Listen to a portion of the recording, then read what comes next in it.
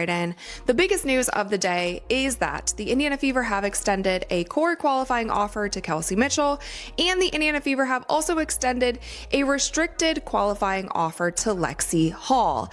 And this is the news that a lot of Indiana Fever fans have been waiting for. Obviously, there are 4 core players with the Indiana Fever: Caitlin Clark, Aaliyah Boston, Kelsey Mitchell, and Lexi Hall. And there have been big question marks around Kelsey. The Indiana Fever just made their move: core qualifying offer to Kelsey Mitchell, restricted offer to Lexi Hall. And with those 2 decisions, they've essentially told us everything about how they view their championship window. But here's what most people are missing: this isn't just about keeping talent, this is about a front office that's been making questionable decisions for months, now facing the most important roster construction challenge in franchise history.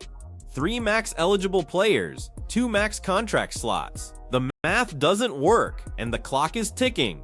Contract. Kelsey Mitchell is eligible for a supermax contract. Kelsey Mitchell was on a max contract last year with the Indiana Fever.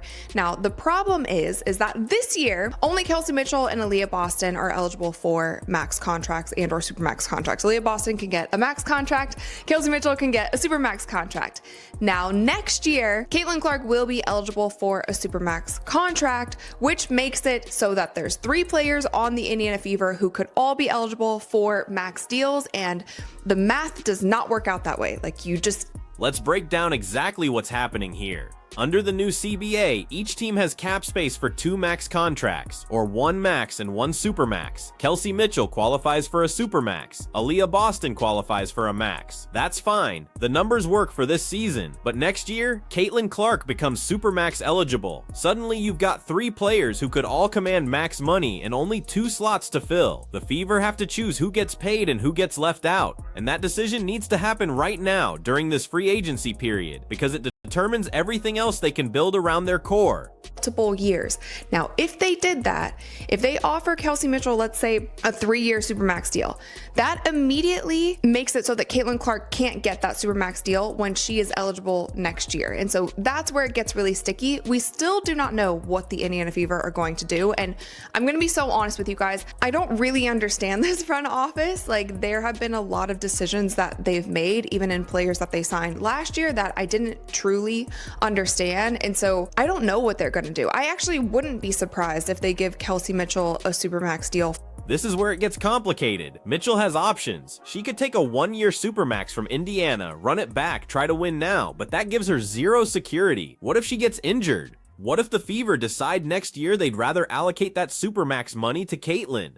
Or she could test the market, find a team willing to offer her a 3-year supermax deal, lock in financial security for the rest of her prime. And here's the thing, there are teams out there with cap space and desperation. The Mystics just fired their GM over strategic differences. The Sky are rebuilding after trading Angel Reese. Teams are gonna throw money at proven scorers like Mitchell. Trade her, which they would get value for Kelsey Mitchell. So that's another layer to all of this. It seems like they're not going to do that. It seems like probably the most likely thing, again, just speculating, the most likely thing is they probably give her a 1-year supermax and then figure it out later. Now, with that, if they're going with the run it back mentality, how many other players on the Indiana Fever will they try to get back for this season? We just don't know. But it also seems like they are also trying to get back Lexi Hall. And for all of these core off. But watch what happens if Indiana offers Mitchell that multi-year supermax. If they give her 3 years at supermax money, that immediately eliminates any possibility of Caitlin Clark getting a supermax when she's eligible next season.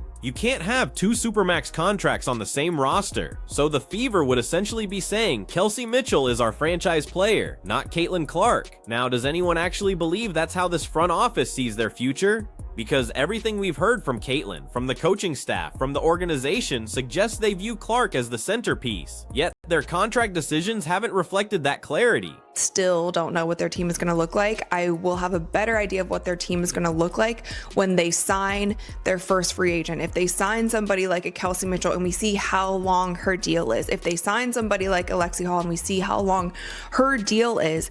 Because also, you guys, I've been one of those people who's been very vocal about saying that I don't want to see any superstars take less than their worth. And this is why the Fever's front office decision making has been so frustrating to watch. Look at the signings they made last season. Damaris Dantas, who barely played, Temi Fagbenle on a deal that didn't match their timeline. They brought back Katie Lou Samuelson when they desperately needed a defensive wing. These aren't catastrophic moves, but they're not strategic either. There's no coherent vision. And now they're facing the most consequential roster construction moment in franchise history, and we're supposed to trust they'll suddenly figure it out. The pattern suggests otherwise. One of Alana Smith, and I'll share with you guys what she had to say. Any opportunity, I think, like I said, I think it's about best fit. And, I loved Minnesota, but a lot of teams are looking different this year, so I think I'd be doing a disservice to myself if I wasn't exploring other opportunities. And if you guys remember, Alana Smith was one of the players that I thought the Indiana Fever should go after in free agency. Like, it might be a shot in the dark, but I think that she is just an incredible player. I just love the style of play that she plays. I think she would match up really well with Caitlin Clark. Like, I think she would pair up, not match up. I think she would pair up really well with Caitlin Clark. But a lot of Minnesota Lynx fans were so sad. Meanwhile, look at what's happening around the league. Nafisa Collier got cored by Minnesota, Kelsey Plum by the Sparks, Sabrina Ionescu by the Liberty, Araiko Gunbowale by the Wings. These teams know exactly who their franchise players are, and they're making it clear through their contract decisions. The Aces are the gold standard. They've structured everything around Aja Wilson, and they'll burn down the rest of the roster to keep her. That's what championship organizations do. They identify their cornerstone and build accordingly. Indiana still hasn't shown us they understand that principle. Thought the Indiana Fever should go after in free agency. Like, it might be a shot in the dark, but I think that she is just an incredible player. I just love the style of play that she plays. I think she would match up really well with Caitlin Clark. Like, I think she would pair up, not match up. I think she would pair up really well with Caitlin Clark. But a lot of Minnesota Lynx fans were so sad to hear this. And essentially she says, like, things are going to look very different. And that's what I was kind of telling you guys. Like, don't get your hopes up that any of these players on any of these teams will be returning to their team. She could also be saying this to help her get leverage, but there were a lot of Minnesota Lynx fans who were like, no, Alana Smith, you can't go. But she was somebody that I circled for a free agency target for the Fever. I did also want to mention, and this could literally mean nothing, but we posted. Here's what makes this particularly interesting. Julie Van Loo liked an Instagram post about potentially joining the Fever. Azura Stevens reposted herself in a Fever jersey. There are quality players around the league who would be open to coming to Indiana. The destination isn't the problem anymore. Caitlin Clark fixed that. Players want to play with her. They want to be part of what's being built there. But you can't sign anyone until you figure out your core. You can't make smart free agency moves when you don't know how much cap space you'll have. And you don't know how much cap space you'll have until you resolve the Kelsey Mitchell situation.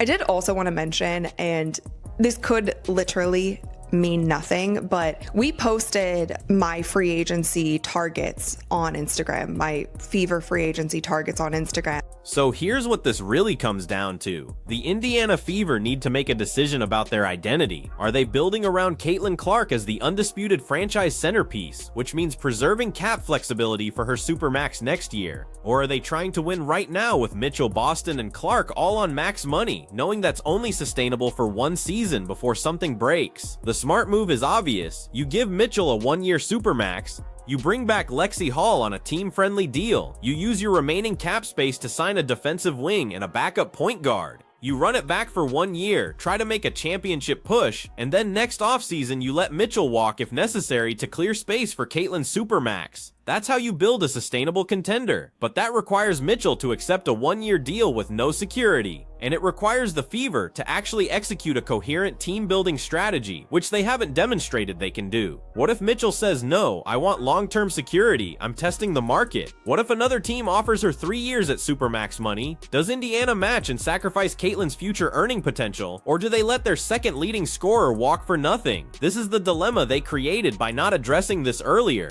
By not having clear conversations with Mitchell about the long-term plan, by not establishing a hierarchy that everyone understands, and now they're in a situation where there's no perfect answer. The Aaliyah Smith situation adds another layer. She just said she's exploring other opportunities, that Minnesota is going to look very different. She's exactly the type of player Indiana needs, a versatile forward who can defend multiple positions, knock down threes, play within a system. She'd be perfect next to Caitlin, but can they afford her if they're paying Mitchell and Boston Boston max money, the cap math gets tight really quickly. And let's talk about what happens if they get this wrong. If they give Mitchell a multi-year supermax and she gets injured, or her production declines, or the team chemistry doesn't work, they're stuck. They can't pivot. They can't build around Caitlyn the way they need to. They've locked themselves into a roster construction that has a very narrow championship window. That's a massive risk for a front office that hasn't proven they can evaluate talent or build a cohesive roster. Compare that to what Las Vegas did. They identified Agga Wilson as their franchise player. Everything else is negotiable. Everyone else is movable. They lost Kelsey Plum in free agency. They didn't protect Chelsea Gray in the expansion draft.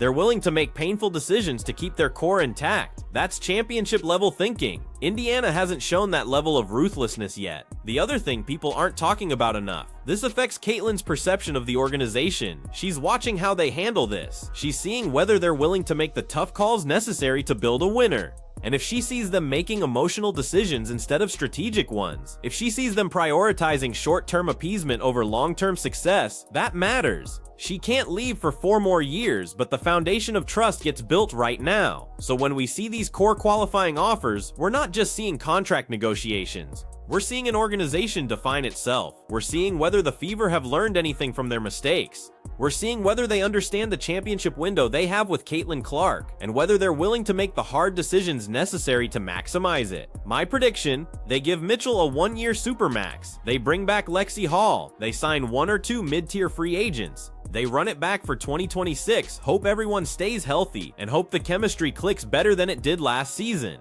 Then next offseason, they let Mitchell walk, clear the cap space, give Caitlyn her supermax, and build around her long term. That's the most logical path. But logic and the Indiana Fever front office haven't always gone hand in hand, so we'll see. Free agency officially opens soon. We'll know within days whether this organization finally has a coherent plan, or whether they're still making it up as they go. And for Fever fans who've waited years for relevance, who finally have a generational talent to build around, the answer to that question matters more than anything else happening in this league right now.